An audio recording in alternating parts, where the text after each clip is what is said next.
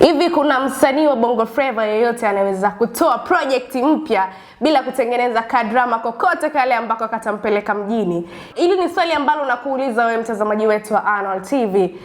Kuna story ambazo zinaendelea kati ya Harmonize na aliyekuwa mpenzi wake kwamba amerudiana tena. Kitu nilichogundua mpaka time hii ni kwamba kapo ya Harmonize na Kajala watu wanaipenda sana. Inaweza ikawa ni kweli au si kweli, ila kuna kanamna wamekatengeneza ili mradi nyimbo za Harmonize ziweze kwenda mbele.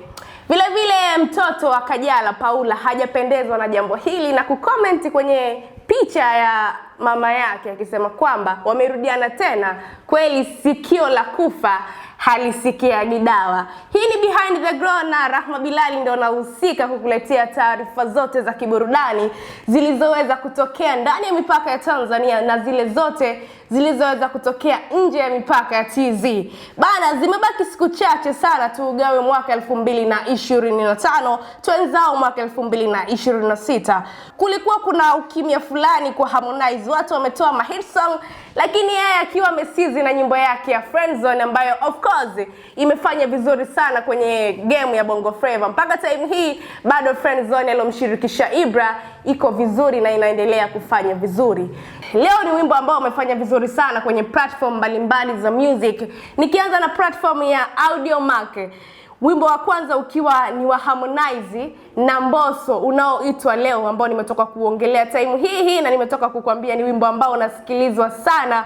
Wimbo wa pili ukiwa ni Kondela, watatu akiwa ni Country Wizzy alomshirikisha Mon Central Zone, wanne ukiwa ni Mario wimbo wa Olua, watano ukiwa wa Bwana Konde tena wimbo ambao unaitwa Round alomshirikisha msanii kutoka nje ya mipaka ya Tanzania. Lakini kwenye Boomplay bado Harmonize anaendelea kuongoza na I think 100% cubic. Harmonize mwaka 2026 ataendelea kusikika kutokana na hizi nyimbo ambazo amezitoa. Kwenye Boomplay bana, Harmonize ameshika nafasi ya kwanza, wa pili akiwa ni Mario, watatu akiwa ni Diamond, wanne akiwa ni Mbosso, na watano kwenye Boomplay waliotafutwa sana safari hii ni Zuchu, mwanadada kutoka WCB.